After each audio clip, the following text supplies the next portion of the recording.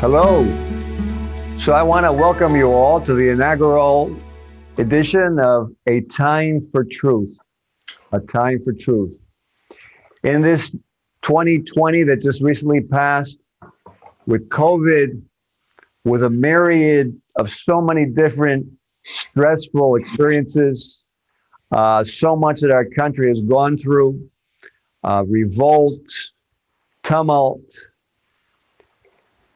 so much disconcertion, just so many plethora of different factors. It's been a time where it's been difficult to know where to turn.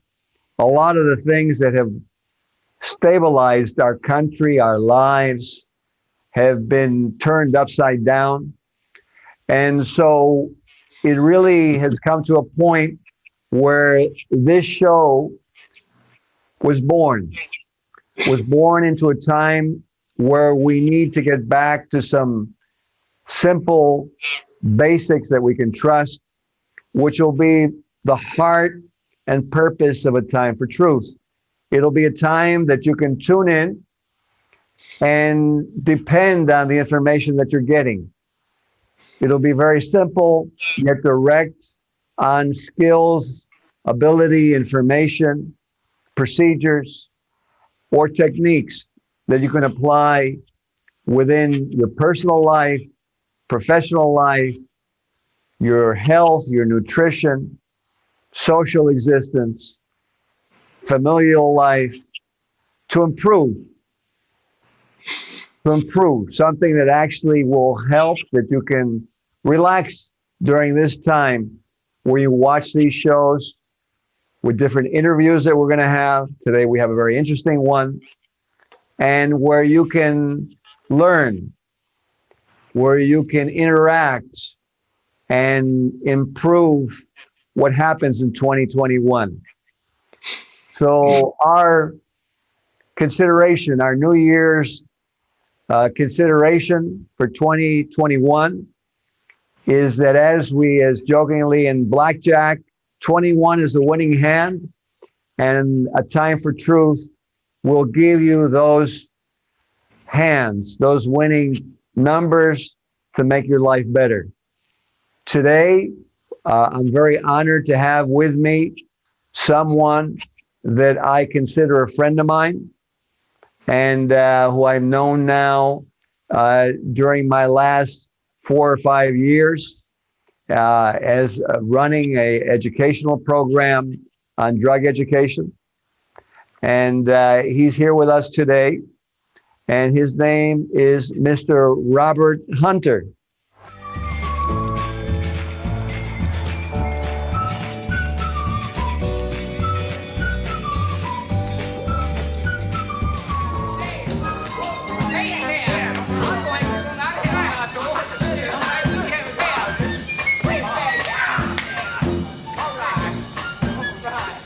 How are you, Mr. Hunter? First time you call me Robert, Ben. I'm doing pretty good. I'm walking 2 miles a day. Well, this is a good thing. It truly is. And you know what? I see you got your uniform on, and the audience can see that you were a Harlem Globetrotter. So tell the viewers a little bit about your background, where you were born, and how it came to be that you came to be a Harlem Globetrotter. Well, first of all, you said I had the uniform on, and the uniform is on because today we're doing the Hello program, and it's where various Globetrotters go to visit people in there that are home-ridden and can't move. So we go in, there's a reading program, and then there's a hello program. Hey, how you doing? And what you're up to? And, one of the programs we have with the hello programs is we visit Felicia, who is in bed, and she can't move. Her name is Felicia Buchanan. Mm-hmm. And I'm going to make her my secretary, and I'm just very happy about that. I started with the Globetrotters because Abe Saperstein I met him and we were playing a game called Coon Can, and I cooned his can. So he said, well, why don't you come with the Globetrotters? You play basketball, right? I said, well, yeah, a little bit. Because at that time I was sitting out and he was down at Tennessee State watching the team. In Harlem, we played Globetrotter ball every day. Me and Pablo went to see Go Man Go. And we said, hey, that's what we want to be. I love playing with the Globetrotters because it gave me a chance to play my individual style. And I played like that every day. So I looked like a Globetrotter before the Globetrotters, and I helped create some of the moves in which they're doing today. Me and a gentleman named Pablo Robinson. The greatest thing happened was during my second year, I played in Europe, in Rome, in the Roman Colosseum, 65,000 people, and Wilt Chamberlain was with us. That was really great. The crowd, Wilt Chamberlain, Wow. me scoring 41 points. The only thing happened was after he stole my girl. So, but hey, I forgave him. The Globetrotters have been a group who works in the community and who helps people to be better. We have a Globetrotter National Food Program in which we are going to be feeding kids and veterans. Veterans meaning people who come back from the war who don't have insurance to clean their teeth, that are homeless. That's what I like. Dr. Ben has been exceptionally great in that area, creating a more congenial thing for veterans, because it's embarrassing for a veteran who has served our country not to be able to go and join the dental program. But Dr. Ben and his associates have sought them out. That was very creative. From that, we were looking at doing young kids. From that, we're looking at doing a dental program in Staten Island this summer, while we also coach kids not to be on drugs. And when I say coach kids not to be on drugs, you have to be clever now to educate and to help people, because they don't want you coming in schools with drugs, talking about drugs. Although drugs come into the school, the people who want to keep them from there are not able to move in the same manner.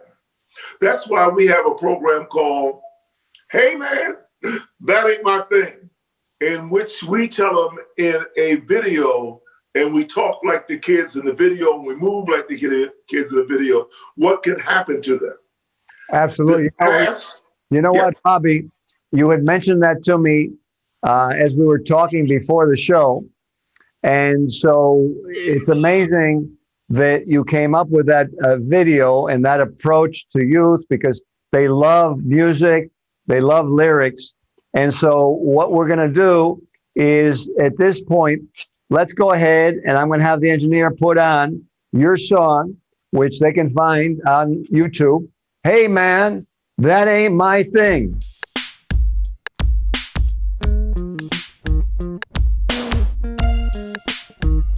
They got coke, they got smoke, they got pills that would kill. They got ice, they got ecstasy, they got ecstasy, they got flocka. They got friends that'll come and get into your ear and they'll say, man, let's have some speed, let's stay up all night, let's do some sin, let's have some gin. But all you have to do is look him in the eye and say, hey man, that ain't my thing. And you still can be cool, you still can be fly. You still can be fresh, you can be down with all that mess. All you have to say is, hey man, that ain't my thing. They got coke, they got smoke, they got pills that will kill. They got ice, they got ecstasy, they got destiny, they got flocka. They got friends that will whisper in your ear and say, let's do some speed, let's stay up all night, let's do some sin, let's have some gin. I was born on 129th Street in Lenox Avenue. We slept on the roof, the doors was open, the windows wasn't closed. You went downstairs and you could stay from 8 to 8 with no problems. Just don't cross the street. Sleeping on the roof was very warm and very friendly. Then one day, the laundry was stolen off the roof. Who could take the laundry? We didn't know that drugs had come into our neighborhood. We had been targeted. Our life was over. Now, drug-free world is here to stay. Everybody, let's get down. The drug-free world. Let's get free. Let's all be together. Let's have no sin. Hey man, all you have to say, hey man, that ain't my thing. They got coke, they got smoke, they got pills that will kill. They got ice, they got ecstasy, they got destiny, they got flocka. They got a friend that'll whisper in your ear, let's take some speed. Let's stay up all night. Let's have some sin. Let's drink some gin. And all you have to say is, hey man, that ain't my thing. You can still be cool. You can still be famous. My name is Bobby Hunter, and I'm here to tell you a few things. They're going to try to come to you with some smoke, some dope. They're going to try to come to you with some ecstasy and some pills that would kill. But I want you to tell them one thing. Hey man! What's your name?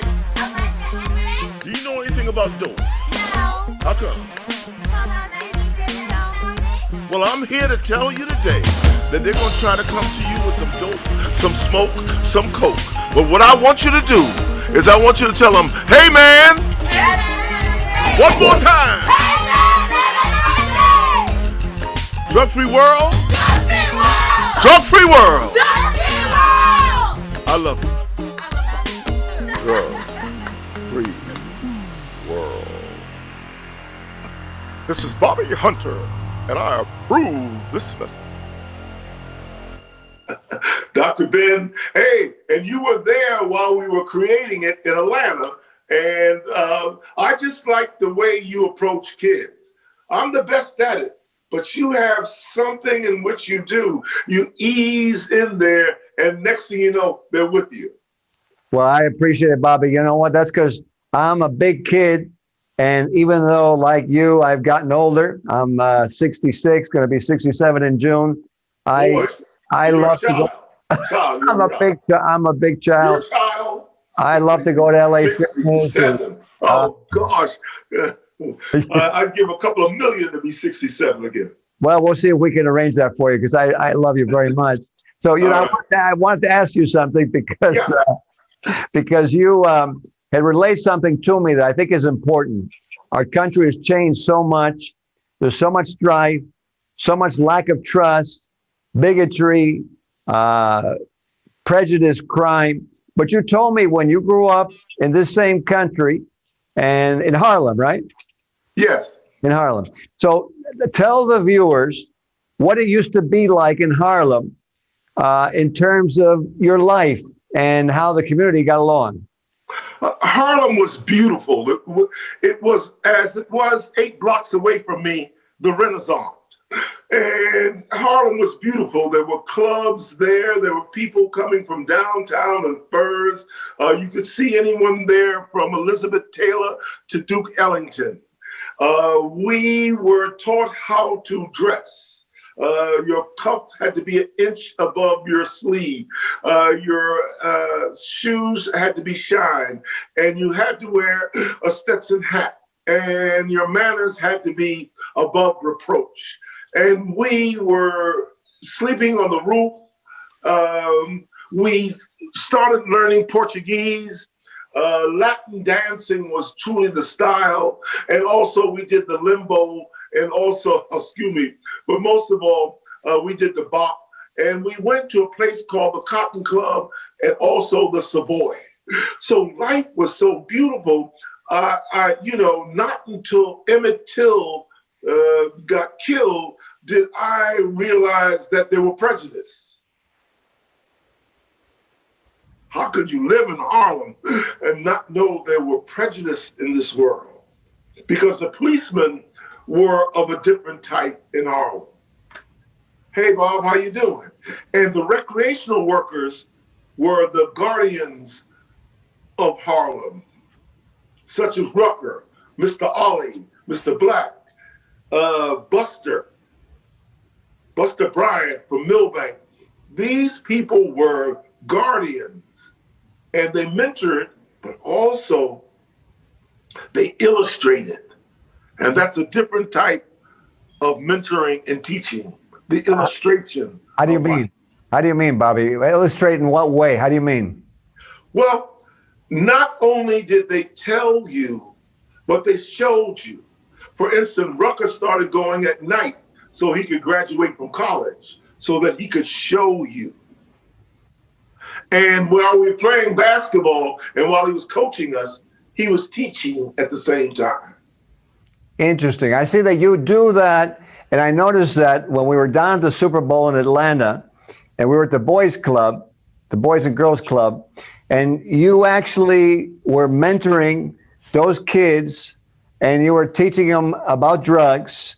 So I want you to go over that a little bit more, how you integrate the drug education. This is the program that you use here, right, Bobby? This is the Drug-Free World program. So how do you implement this program, the Drug-Free World, into your sports mentoring?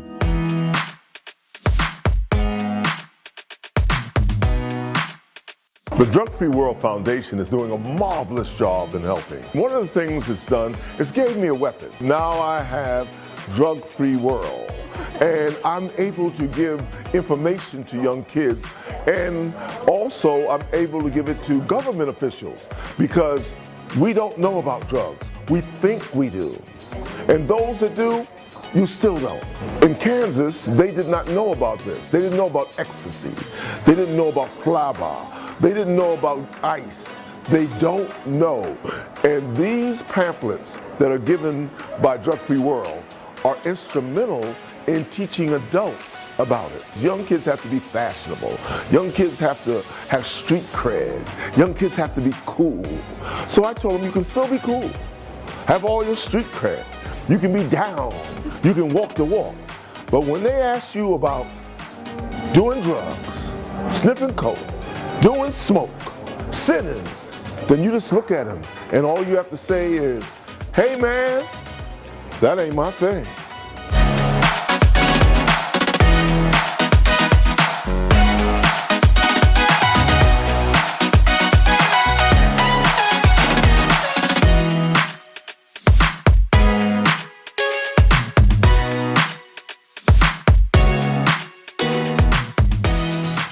Well, for instance, we're having a basketball game, and we're teaching foul shooting.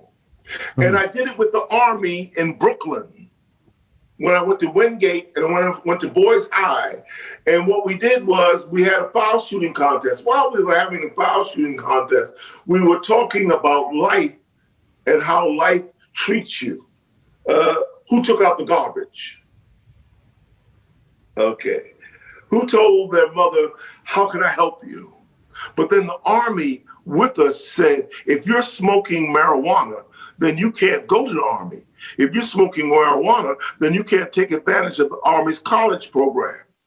If you get caught with drugs, then you can't get a civil service job.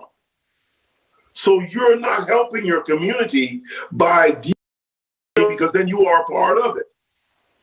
A part of the economics, a part of the reeling wheel that turns, that brings it back.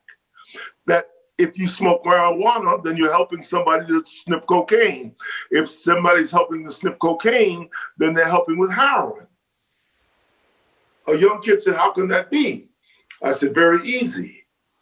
When you become a part of something evil, it keeps going. But one of the things I like best of all is that in the foul shooting contest and in the answering contest, I often may give $5 or $10, sometimes 50. I know. One kid said out of 5, he said, thank you. I said, wow. And then I gave him $10.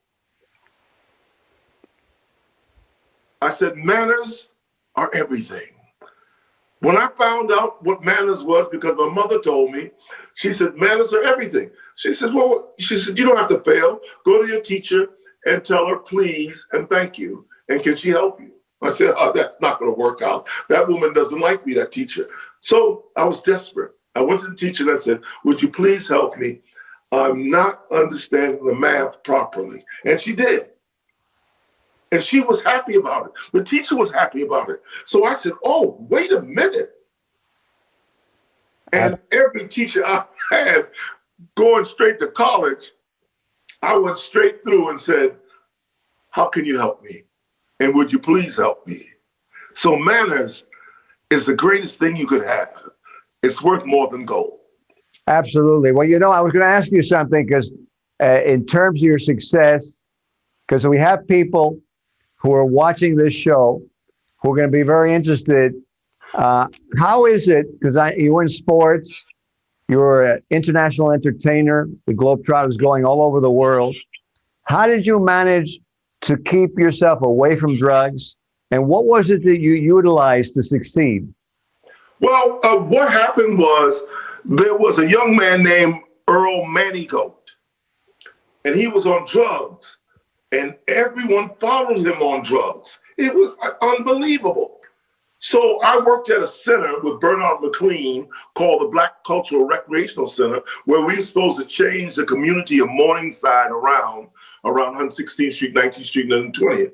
And we had the Globetrotter Center tournament, and then we had the Black Cultural Recreational Center, where we had health fairs, and we presented karate and how to be healthier, how to be healthier. So we took Earl, who was coaching and doing refereeing, and every other day I take him to a drug program. Because I told him, I said, one day, if you take people off of drugs, then you'll be free. And I'll let you play on the Rucker Pro team, and you can be who you always wanted to be. Wow. It's a beautiful story. Yeah, it's even more beautiful because for 30 years, he imitated me. He was getting kids off of drugs. He was stopping kids from being on drugs. And everyone was proud to have this shirt that said, the GOAT. Well, it shows, I tell you what, obviously you impacted him very, very greatly in his life. And that's a beautiful story. Well, I did what you do. I did what you do. And then it came all back to me. I did what you did. And I wasn't really, I had 5 kids called Go Man Go. And I worked on them. Doing the basketball, having them travel to me to California, up to Canada and whatnot. And then I began to see that they were doing what I was doing to other kids. So the whole idea of the Drug Free World program and of the ministers is to become that person yourself and develop 5 or 10 people, and for them to develop 5 or 10 people. That is the way we're going to win. We're not going to win by charging the Capitol and breaking windows. We're not going to win by shooting. We're going to win by spreading the religion of health and of non-drug use. Absolutely. It's interesting because this program is called The Truth About Drugs. And in many of different biblical texts, ancient texts, it talks about the truth setting you free and the importance of living an ethical life.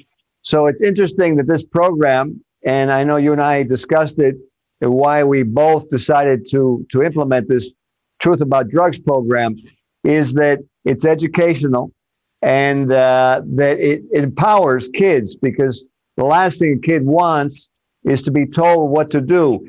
So when you're dealing with kids with this program, Bobby, I know I've seen what you've done. So I know what the viewers would want to know is, why did you choose this program over a lot of other programs that exist out there? And how is it that you implement it? What can be done with it? The program is like this program here. The reason I'm on this program because it has a word, True, truth, true, true, truth. That's very important. Once you do that, you're free. Anybody who's not doing that with you, then leave them alone. So the Army passed out the booklets during the time that we were doing the clinics. So I took the Army and put them with Drug-Free World, and we're a different animal now. It was surprising. It was, and the Army's approach to it. One gentleman, Sergeant,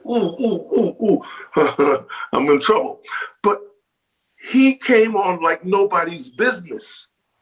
He said this gave him opportunity. So what we're doing is giving people opportunities that don't know how to take advantage of what they have to say and do for people. We're giving them a vehicle.